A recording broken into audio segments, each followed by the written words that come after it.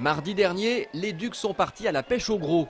En accueillant le leader, Briançon, ils s'étaient donné comme objectif de battre l'une des 3 plus grosses équipes de la Ligue Magnus. Problème, Briançon c'est quand même très fort, rapide, compact et très organisé. Déjà on joue à 4 blocs. On joue à 4 blocs et puis ça a été une priorité cette année. Et puis c'est des joueurs qui, bon quand même il y a Roussin qui a joué avec Sidney Crosby. Il y a des mecs comme Groslo, bon il est quand même assez âgé mais il a joué en NHL. Et ils viennent de la D1 autrichienne, c'est pas mal, c'est des bons joueurs. Concrètement, les Ducs n'ont jamais été en mesure de rivaliser. Toujours menés, ils ont subi la pression de leurs adversaires. Dommage pourtant, il y a eu quelques éclairs qui ont laissé un peu d'espoir. Grâce à un but d'Iven Sadoun, ils sont revenus à 2-1 à la fin du deuxième tiers. Ensuite, Metsaranta permet de revenir à 4-3 avant que Briançon ne reprenne le large immédiatement sur l'engagement suivant. Une défaite 5-3 qui laisse beaucoup de regrets et également une certitude. Face à Briançon, Grenoble ou encore Rouen, Angers n'y arrive pas. À chaque année, on arrivait à battre les grosses équipes.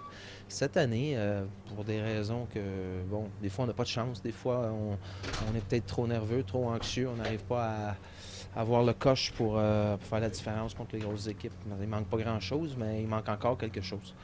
Angers sera tôt ou tard confronté aux 3 cadors. Mardi, les Ducs pourront se consoler en jouant leur demi-finale de Coupe de France face à Dijon. Mais même s'ils accèdent à la finale, ils savent qu'ils retrouveront Grenoble ou Rouen. La Coupe de France, c'est un objectif du club. Il nous reste un gros match contre Dijon à la maison avant d'accéder à Bercy. Et la finale ne doit pas être une fin en soi. On joue pour la gagner. Et c'est en jouant des matchs comme ce soir, il faut qu'on apprenne à gagner, il faut qu'on apprenne à les gagner. Et c'est important pour la suite du championnat. Cette semaine, rencontre avec le numéro 5 des Ducs, Jean-François Jaudoin. Québécois d'origine, il a désormais la nationalité française. Il joue à Angers depuis 3 ans au poste de défenseur. Il a commencé sa carrière au Canada avant de partir aux USA à Daytona Beach.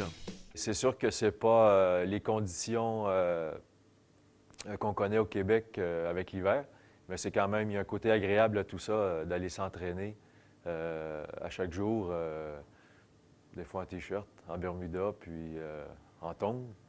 Ensuite, direction la France où il a joué dans de nombreuses équipes. Villars, Amiens, Rouen, Briançon. Amiens m'a marqué parce que j'ai été champion de France avec eux. Donc, et puis j'ai vraiment apprécié les 2 années où j'ai passé là-bas. Mais à chaque fois que je suis passé dans un club, je garde de très bons souvenirs.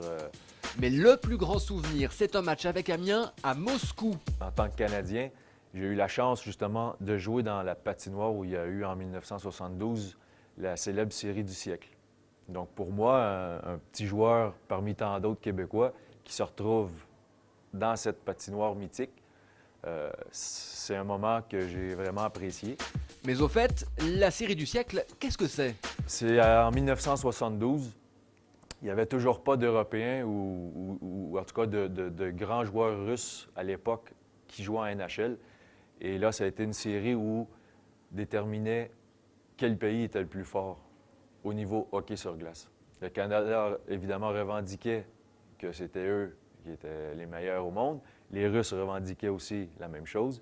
Et ils ont fait une série de 8 matchs qui a été remportée par le Canada au 8e match à Moscou. Bravo le Canada. Alors Jean-François, qui es-tu? J'essaie d'être le plus honnête possible dans la vie, avec mes coéquipiers, avec tout le monde. Je suis quand même quelqu'un d'assez réglo, d'assez carré, oui. La petite routine chaque jour, justement, pour me préparer à mes matchs, à mes entraînements, même à chaque matin. Même chez moi à la maison, ma femme pourrait vous en parler un petit peu plus. Je suis assez carré dans ma vie même. C'est peut-être pour ça que tu es le capitaine cette saison. Justement, ma façon d'être, c'est pas de parler, de crier, de gueuler quand ça va pas.